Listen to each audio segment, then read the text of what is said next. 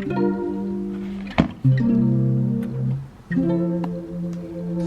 it's SJ. Welcome back to my channel. Welcome if you're new here. My name is Sarah Jane and I've been bringing you guys with me on my debt-free journey to pay over $20,000 in debt.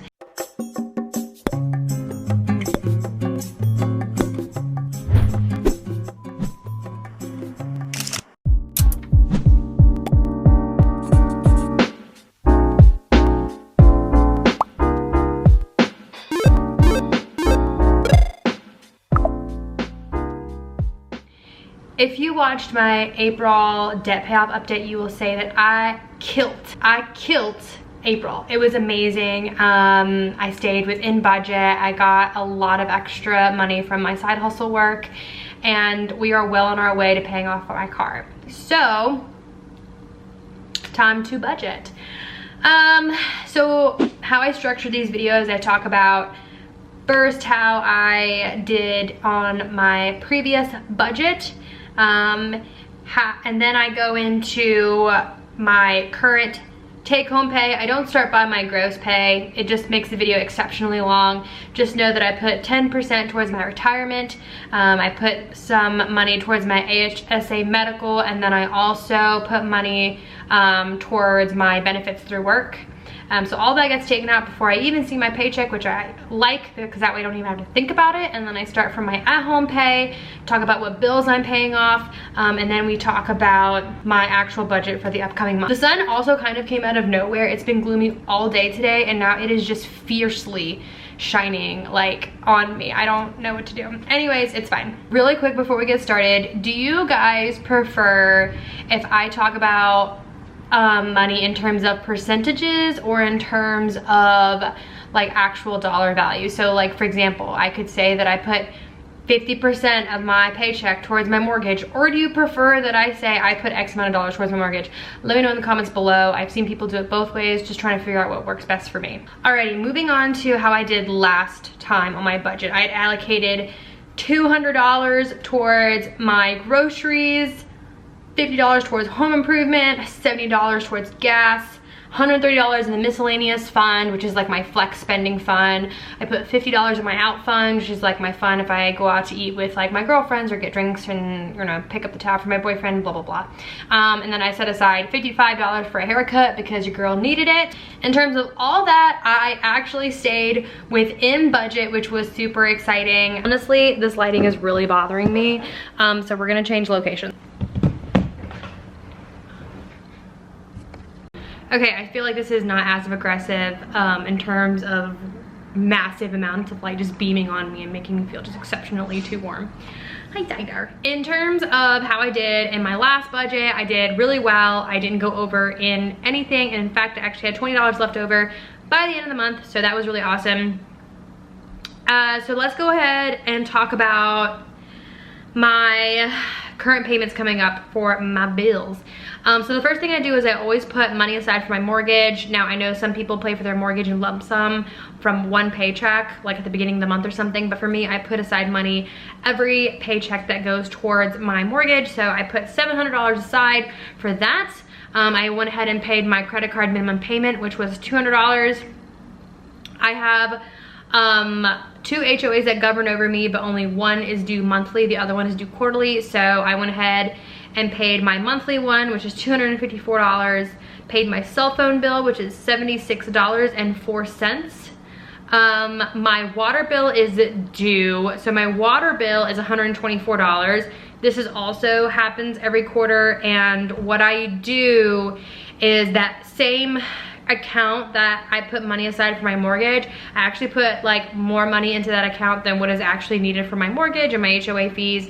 And the reason why I do that is that when this water bill does come up every couple months, I can just pay from that account. So it doesn't really subtract from like my normal everyday living every couple months. Like it doesn't really affect me. I already put that money aside.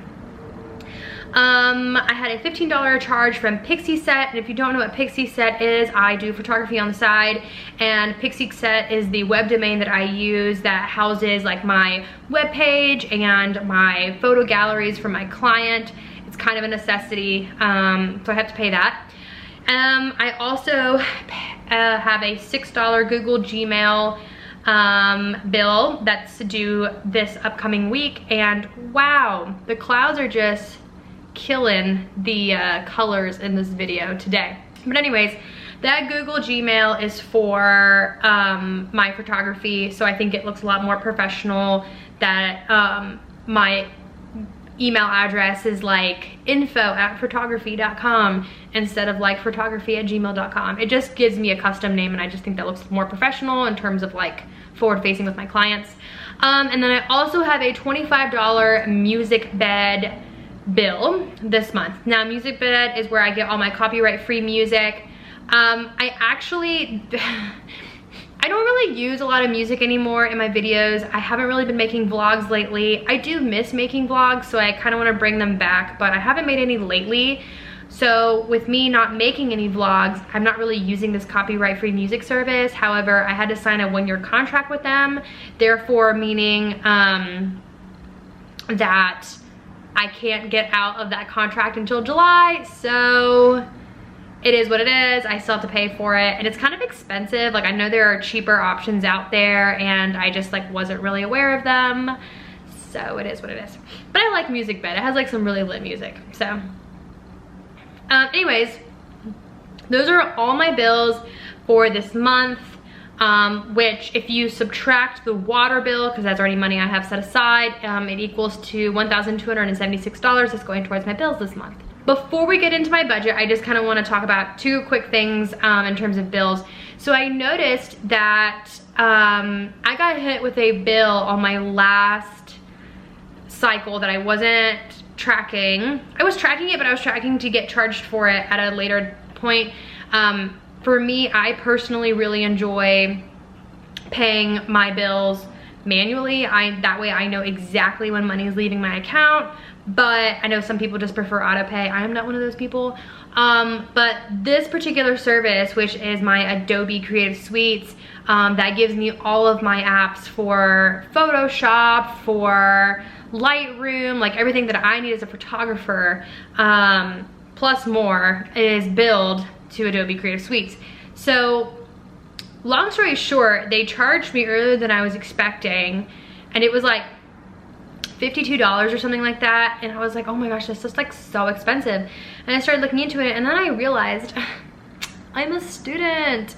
Yes, like I am a student again. I'm about to start grad school. I already have my like grad school email address, so I was like, all right, so we're gonna change this to a student account, which brings that bill down to $21. Holla, what is up? So really proud about that. I view this whole process of like watching all my bills and budgeting and all that kind of stuff, like the slimming down process, like chopping off the fat that you didn't realize that you had. I did it 2 months ago when I realized that I was getting charged for the Triple P account on my credit card, and then I did it again this past month because I made my Photoshop bill cheaper. So super, super, super exciting.